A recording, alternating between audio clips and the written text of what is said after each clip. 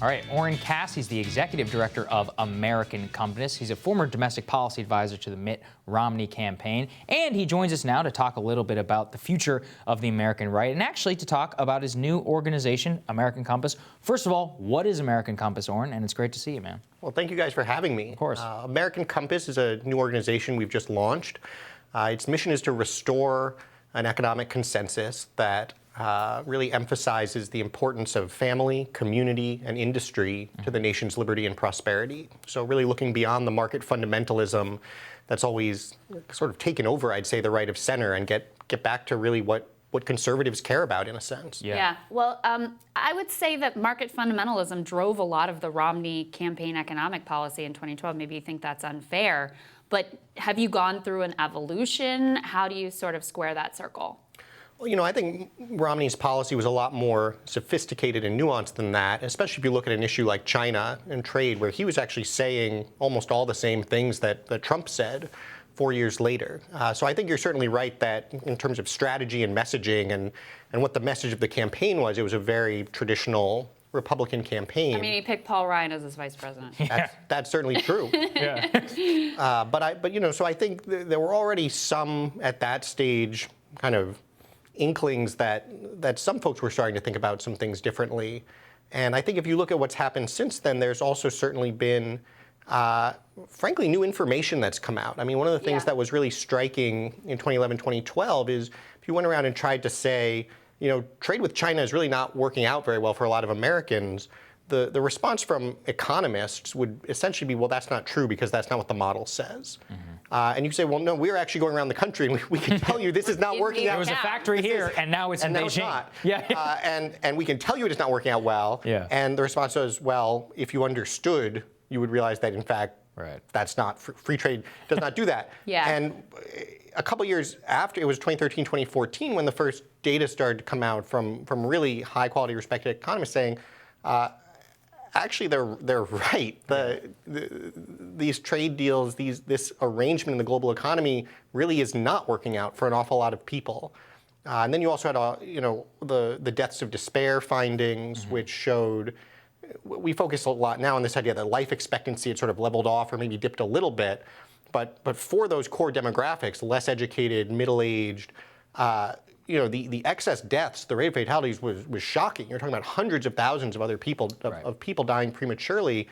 And so I think one thing that people started to recognize in the policy world at that point, or at least some people did, was that some of the things that we've assumed that you just say, well, if economic growth is high, then we're going to have all the good outcomes. Rising tide lifts all boats. Rising tide lifts all boats. Turns out rising tide also drowns a lot of people in some cases. And so I think it's important to emphasize, I'm certainly not anti-growth. I think growth is great. We should want growth, but we have to recognize that growth isn't automatically good. That you have to ask questions like, whose growth? And that's the thing you write about in your book, Oren, The Once and Future Worker, which I encourage everybody to buy and to read. And it's interesting because you kind of planting this flag, former Mitt Romney domestic policy advisor, really changing the tune on GOP economic orthodoxy has made a lot of people very angry. But you very much are moving in the direction of where the GOP base actually is. And your opening statement where you talk about family, industry, and all that, shouldn't sound controversial to anybody, but each one of those words means something. What do they mean in terms of economic policy?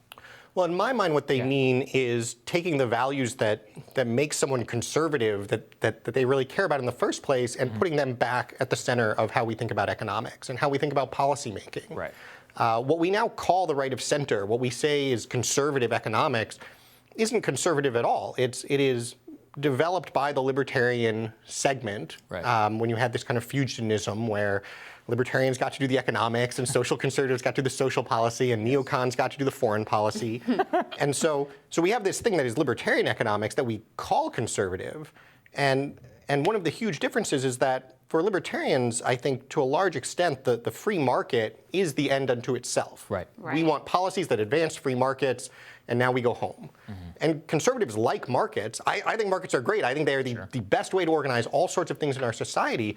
But markets are a means, one means, to the ends that conservatives are actually focused on in terms of family, community, work, these traditional institutions.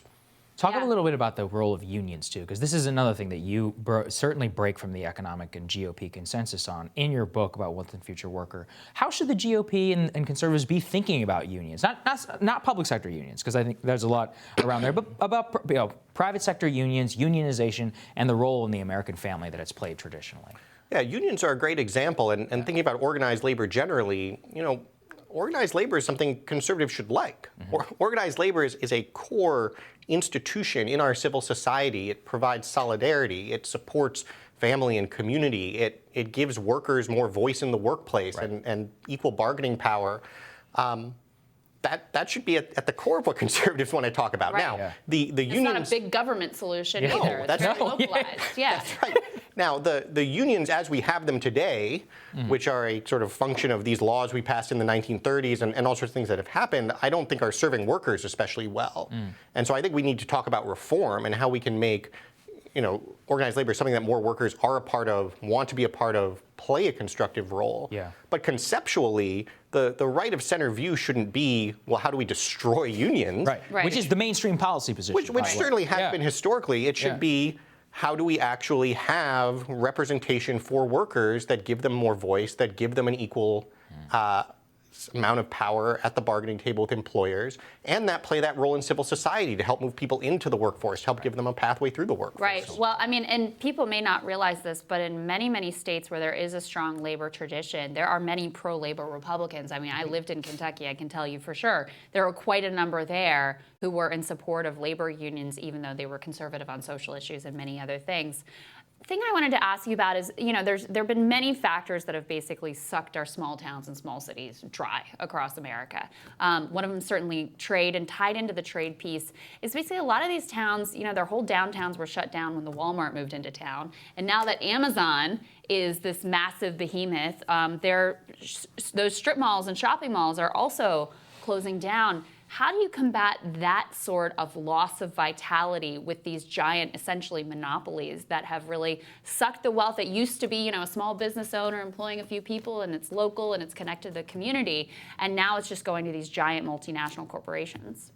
I think we have to think critically about what's the story we're telling and what's happening in a given case. So one thing you said that I think is absolutely correct is that when you swap out a locally owned business for one that's owned far away, even if it becomes more efficient in the economic sense, there are a whole bunch of things we lose. And again, this is an example of conservative economics would say, well, wait a minute, what are the things we lose? We just lost the role of the decision maker in the community who knows the people and is invested in their success.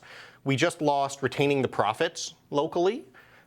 There's a fascinating area of economic research that the Supreme Court has looked at in the antitrust context, which is that when you merge firms together, the smaller firm's headquarters gets sucked up and moved to the bigger one, and the left behind community, now you lose charitable giving. You lose all sorts of other investments There's all sorts of in the community. And so we have to recognize that has value. Good economic policy would count those things and not just say, well, whatever produces the cheapest good must be the best. On the other hand, I think we should also recognize something like Amazon. There are some real problems it creates. There are also some really interesting positive things Amazon is doing in terms of how it moves employment around. So traditionally, retail has to be where the people live, which means if you wanted to work in the retail industry, well, now you probably have to live in a big city and you're making a low wage that's nowhere near the cost of living. Amazon, on balance, has created as many new jobs as retail jobs have been lost. Now the job is in a distribution facility. It actually pays more. It's more stable. The worker's more productive. It actually can be anywhere in the country. And so I make this point, not to say everything about Amazon is great, but to realize that there's no inevitable trend that technology and progress and efficiency has to mean things get worse. There are plenty of ways it can get better too. Of course, we should also caveat they're investing a lot in robotics to replace these workers as we speak. And I think this is what you would also be fine with, which is, hey, some of these Amazon workers also need worker protections, and they don't necessarily have them right now. Oren, last thing, where can people find out more about your organization? You can visit the website, AmericanCompass.org. You can follow me on Twitter, Oren_Cass, and American Compass, AmeriCompass. Yeah, I really recommend everybody do this. Congratulations. Oren, one of the leading voices of the new right, and his new organization is going to do very big things. Thank you, Oren. Thank you guys for having me. Great to have you. Absolutely. We'll have more Rising for you right after this.